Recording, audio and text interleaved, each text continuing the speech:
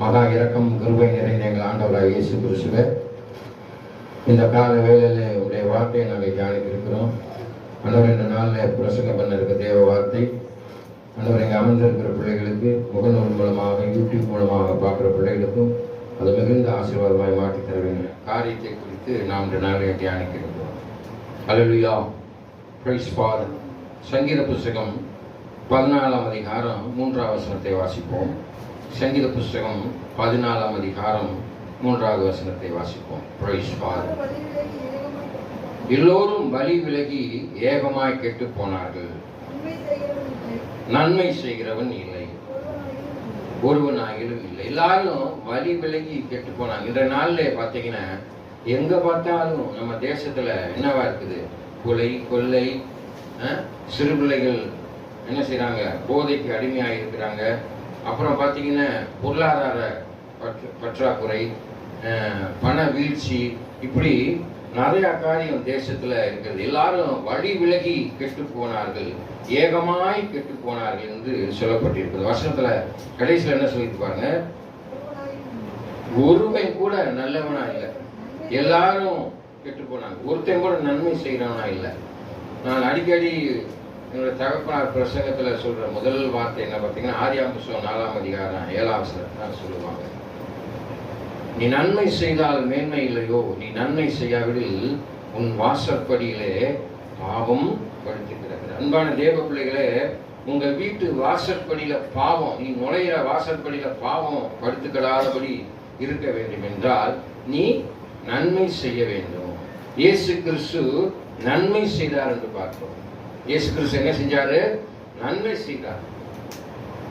அவர் உலகத்துல சத்தியத்தை மாத்திரம் சொல்லவில்லை, பாவத்துக்கு விலக்கி நீதி பிழைத்திடுங்க, பரலோக ராஜ்யத்தை சுதந்திரித்துக் கொள்ளுங்க அப்படின்னு நீங்க சொன்னால் மாத்திரம், ஆண்டவர் சொன்னால் மாத்திரம் போல அவர் நன்மை செய்தார். 5 அப்பத்தையும் 2 மீனையும் ஆசீர்வதித்தார். ஆமென். அல்லேலூயா. பசியா இருந்தவருக்கு ஆகாரம் கொடுத்தார். முதல் அற்புதம் என்ன? யாரா சொல்ல முடியுமா? கானாவூர் கல்யாணத்துல தண்ணீரை திராட்சை ரசமாக மாற்றினார். அல்லேலூயா. அநேக அற்புதங்களையும் நன்மைகளையும் அதிசயங்களையும் ஆண்டவர் செய்து வந்தார். உன் வாழ்க்கையில நீ என்ன செஞ்சிருக்கிற ஆண்டவருக்காக? இந்த உலகத்தில் ஆண்டவர் உன்னை அனுப்பிச்சிருக்கிறார். தாயின் கற்பத்துல நான் உன்னை தெரிந்திருக்கிறேன், எல்லாத்தையும் தான் ஆண்டவர் தெரிந்திருக்கிறார். அல்லேலூயா. எல்லாரையும் ஆண்டவர் தெரிந்திருக்கிறார். ஆனால் அழைக்கப்பட்டவர்கள் சிலர். ஆமென். இனி மாதிரி ஒரு சிலர் அழைச்சு உங்களுக்காக பணி செய்யும்படியாக அழைத்து வைத்திருக்கிறார். ஆனா நீங்க எல்லாம் யாரால் தெரிந்து கொள்ளப்பட்டிருக்கிறீங்க? தேவனால் தெரிந்து கொள்ளப்பட்டவர்களா இருப்பதனால தான் ஆலயத்தில் உட்கார்ந்துருக்கிறீங்க. ஆமென். அல்லேலூயா. கர்த்தர் நல்லவர் என்பதை ருசித்து பாருங்கள். ஆமென். ஒரு சாப்பாடு சாப்பிட்டா என்ன செய்யறோம்? நல்லா சுவையா இருந்தா தான் சாப்பிடுவோம், சுவையா இல்லைன்னா சாப்பிட மாட்டோம். உப்பில்லா பண்டம் குப்பையிலே. உப்பு இல்லாம சோறு சாப்பிட முடியுமா? சாப்பிட முடியாது. அதனால அதுதான் சொல்லியிருக்கா, உப்பானது சாரமற்று போனால் அது ஒன்னுத்துக்குமே உதவாது. ஆமென். இந்த உலகத்துல நீ சாரமற்று போகக்கூடாது, உப்பாக இருக்கணும்.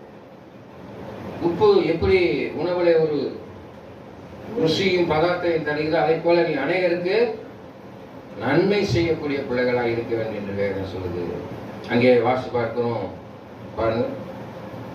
ஆண்டவராகிய இயேசு கிறிஸ்து இந்த காரியத்துல சொல்ற காரியம் என்னன்னு பார்த்தீங்கன்னா, நீங்க சொன்ன சங்கீதம் எத்தனை வருஷம்? 14:3 வருஷம். 58:3 வருஷம். 58:3 வருஷம்.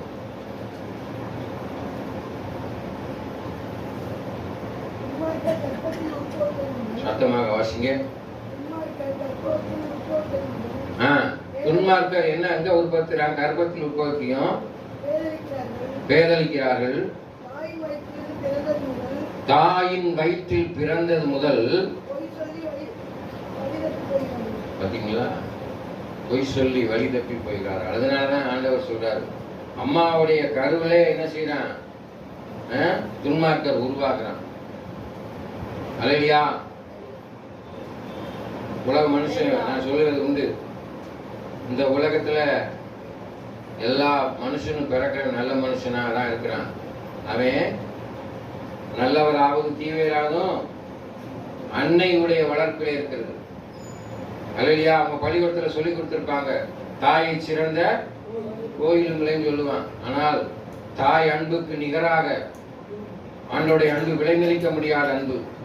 அதனாலதான் நம்ம சபைக்கு எல்ஷடாயின் பேர் வச்சிருக்கோம். எல்ஷடாயின் என்ன அர்த்தம்? சர்வ வல்லவர் என்று அர்த்தம். இன்னொரு ஆழமான கருத்து, தாய் தன் பாலகனுக்கு பால் ஊட்டுவதை போல சபையானது உங்களுக்கு பால் ஊட்டி கொண்டிருக்கிற காரியம். ஆமென். தாயின் மார்பகத்தை உடையவர். ஆமென். அல்லேலூயா. இயேசு கிறிஸ்து நல்லவராக இருக்கிறார். அதனாலதான் அங்கே சொல்றார், தாயின் கற்பத்திலே நான் உன்னை தெரிந்து கொண்டேன். சில பேர் தாயின் கற்பத்தில் என்னவா இருக்கிறானா? பாவியாய் பிறக்கிறான். ஆனால் அப்படிப்பட்ட பாவியும் ஆண்டவராக இயேசு கிறிஸ்து பாவத்துக்கு விலகி நீதிக்கு பிழைத்திடும்படியாக இந்த கல்வாரி சிலையிலே தன்னைத்தானே ஏகமாக ஒப்பு கொடுத்து மனிதனை மீட்டெடுத்தார். எப்படி மீட்டெடுத்தார்? தன் ரத்தத்தை சிந்தி மீட்டெடுத்தார். இயேசு கிறிஸ்து ரத்தம் சகல பாவங்களை நீக்கி சுத்திகரித்தது என்று பார்க்கிறோம். ஆமென். அங்கே வாசி பார்க்கிறோம், சங்கீதம் 78 அதிகாரம் 57 வசனம். 78:57 வாசிங்க. 78. பிதாக்களை போல வழி விலகி துரோகம் பண்ணி மோசம் போக்கும் உள்ளை போல் துவண்டு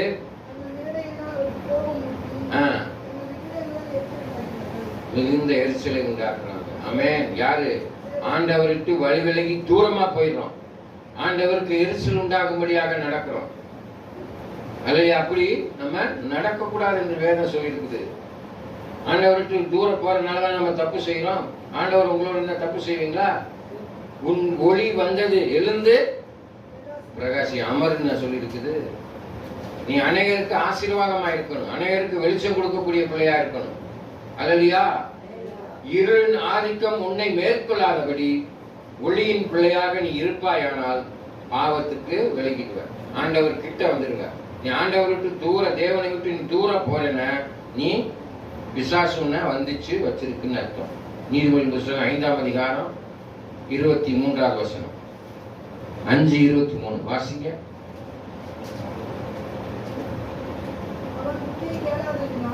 அவன் புத்தியை கேளாததினால் மடிந்து நன் மதிக்கேட்டின் மிகுதியால் மயங்கி போவான்.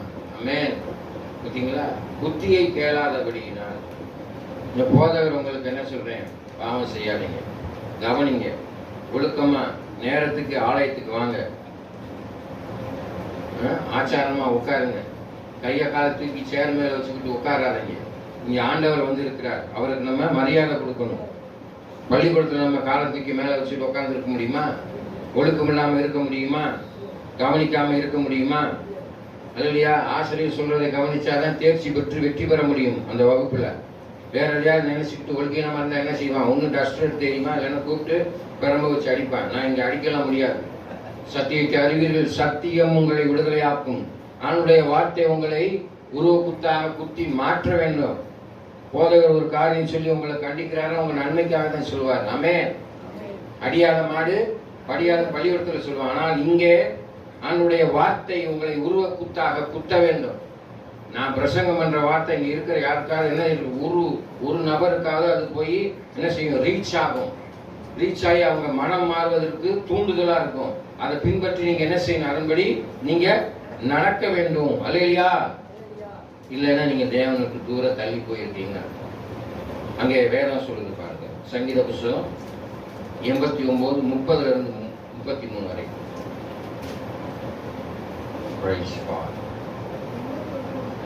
89வது அதிகாரம் 30வது வசனம், 31, 32, 33 ஆகிய வசனங்களை வாசிப்போம்.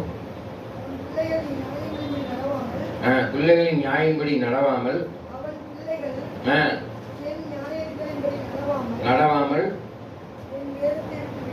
என் பார்த்தீங்களா? எதை விட்டு விலகுறீங்க? அவருடைய நியாயத்தின்படி நடவாமல் வேதத்தை விட்டு, ஆண்டவருடைய வார்த்தை விட்டு விலகி என் கட்டளைகளை கை கொள்ளாமல் என் நியமங்களை கொடுத்திருக்காரு, நியமங்களை மீறி நடந்தால் அந்த மீறுதலை மிலாற்றினாலும் வாதையினால் தண்டிப்பார். போச்சு.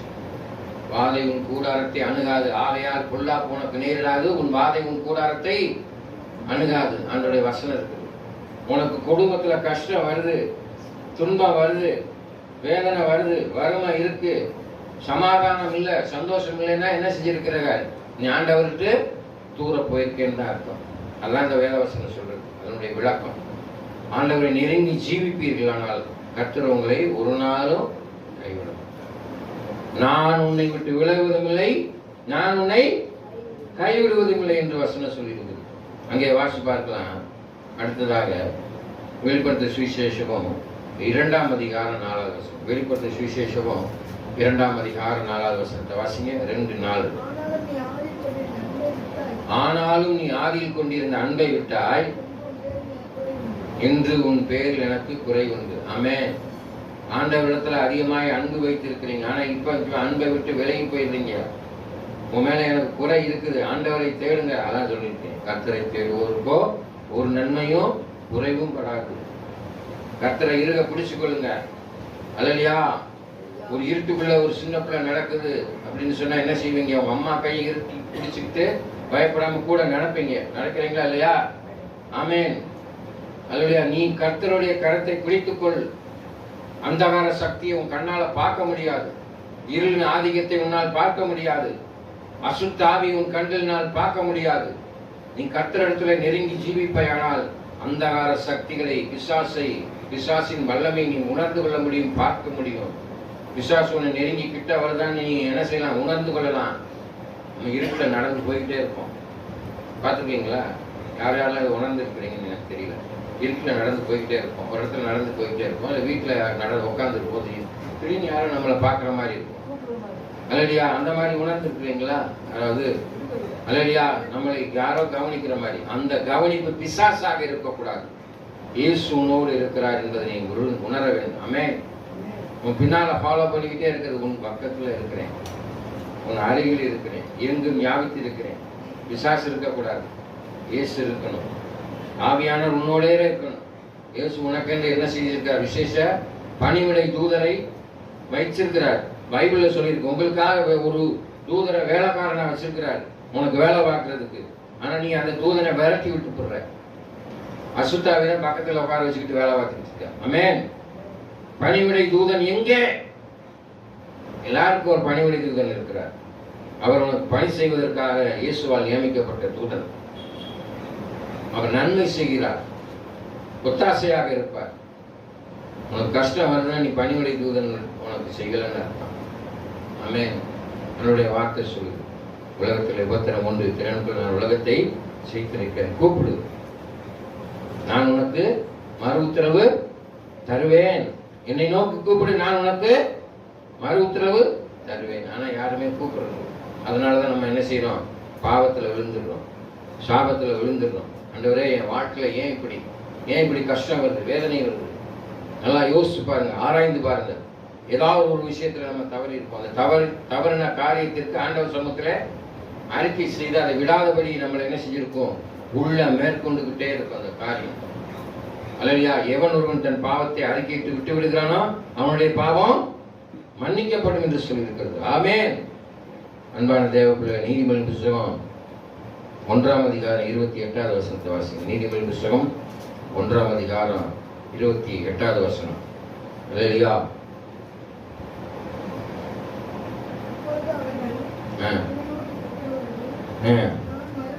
பார்த்தீங்களா? அப்பொழுது அவர்கள் என்னை நோக்கி கூப்பிடுவர்களுக்கு நான் மறு உத்தரவு கொடுக்க மாட்டேன். என்னை அதிகாலமே தேடுவாங்க, நான் காண மாட்டேன். யாரு? ஆண்டவரை விட்டு இன்னைக்கு கை முடக்கி நம்ம வாழ தூங்கிக்கிட்டே இருக்கோம். அல்லேலூயா.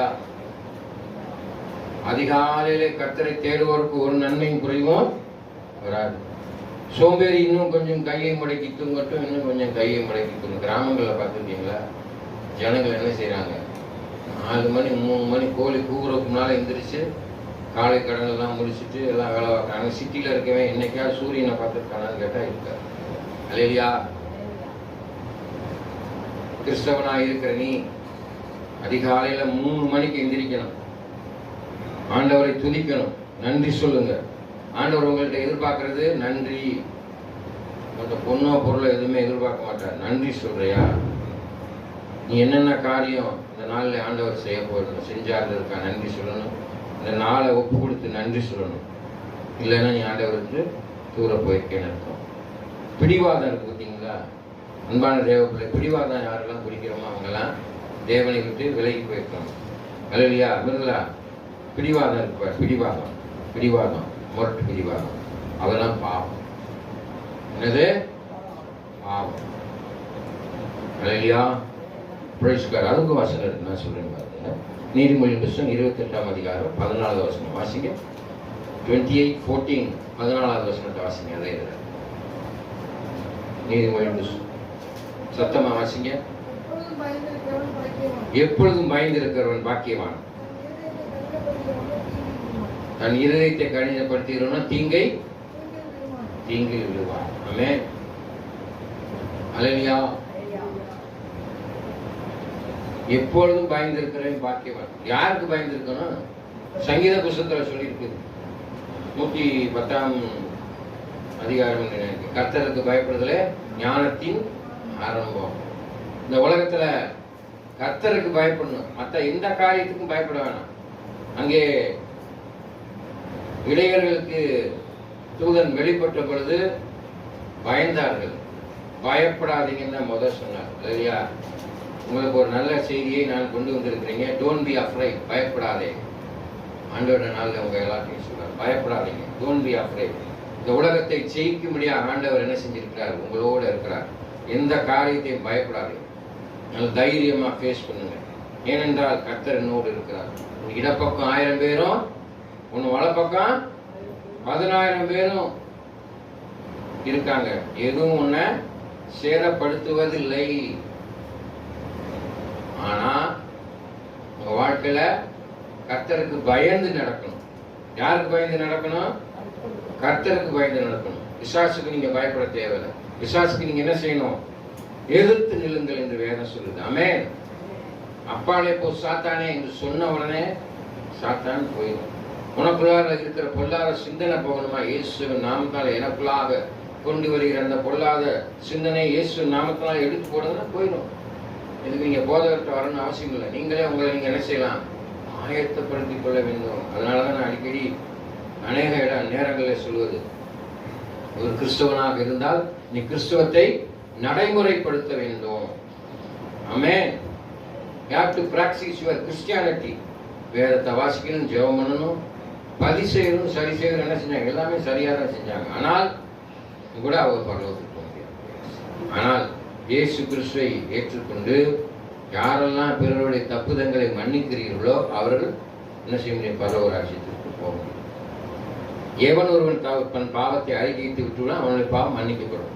நீங்கள் பிறருடைய தப்பிதங்களை மன்னியாதிருந்தால் பரமபிதா உங்கள் தப்பிதங்களை மன்னிக்க மாட்டார். ஆமென். அதான் பிசாசு அங்கே சிலுவையிலே ஆண்டவர் முதல்ல பேசுகிற, பிதாவே தாங்கள் செய்வது இன்னதென்று அறியாதிருக்கிறார்கள், இவர்களை மன்னியும். ஆமென். அன்பான தேவ பிள்ளைகளை, மன்னிக்கணும், மறக்கணும், கசப்புகளை வைத்துக் கொள்ளாதீர்கள். உங்கள் இருதயம் கடினமாயிரும். சொல்லி கடினமாயிருக்கிறவன் நம்முடைய இருதயம் தீங்கு தான் நினைக்கும். எப்படி தீங்கு நினைப்பீங்க? வெஞ்சன்சி, போட்டி, பொறாமை, கசப்பு எல்லாத்தையும் உள்ள வச்சுக்கிட்டே இருந்தேன்னா அது உன் இருதயம் கடினமாயிரும். ஹார்டானவன்னு என்ன செஞ்சிருவ? நீ ஆண்டவரை விட்டு தூரம் போயிடுவ. கண்களை மூடி ஜெபம் செய்வோம். மகா இரக்கமும் கிருபையும் நிறைந்த எங்கள் ஆண்டவராக இயேசு கிறிஸ்து, இந்த காலை வேளையில் நம்முடைய சமூகத்தில் வருகிறோம். ஆண்டவரை இந்த நாளே பிரசங்கம் பண்ணிருக்கிற தேவ வார்த்தை ஆண்டவரை வந்திருக்கிற ஒவ்வொரு பிள்ளைகளுக்கும் மிகுந்த ஆசீர்வாதமாக இருக்கும்படியாக கருவி செய்யுங்க. இந்த நாளிலே மறுதளிப்பதனுடைய பாவங்களை குறித்து தியானித்து வந்தோம். தேவனை விட்டு தூர போகுதல், தேவனை புறக்கணித்தல், தேவனை தேடாதிருத்தல், தேவனுக்கு எதிரான பிடிவாதம், தேவனுக்கு எதிராக கலப்பம் கொள்ளுதல், தேவனை சோதித்தல், இப்படி அநேக காரியங்களே நாங்கள் உட்கொண்டிராதபடி எங்களை விலக்கி பாதுகாக்கப்படும். நீதிக்கு பிழைத்திடும்படியாக என் ஆண்டவராக இயேசு கிறிஸ்து எங்களுக்குள்ளாக இருந்த கிரியை செய்ய வேண்டும் என்று இயேசு நாம் வேண்டுகிறீர்களாவே. ஆமென். என் ஆத்துமாவே கர்த்தரை சோதரி, என் முழுமையாக பரிசுத்த நாமத்தை சோதரி. என் ஆத்துமாவே கர்த்தரை சோதரி. கர்த்தர் செய்த சகல உபாயங்களையும் மறவாதே. ஆமென். நம் ஆண்டவராகிய இயேசு கிறிஸ்துவின் கிருபையும் பிதாவாகிய தேவனுடைய அன்பும் பரிசுத்த ஆவியானவரின் இன்மைக்கும் இப்பொழுதும் எப்பொழுதும் சதா கண்ணுடைய இருப்பதாக. ஆமென். கர்த்தர் தாமே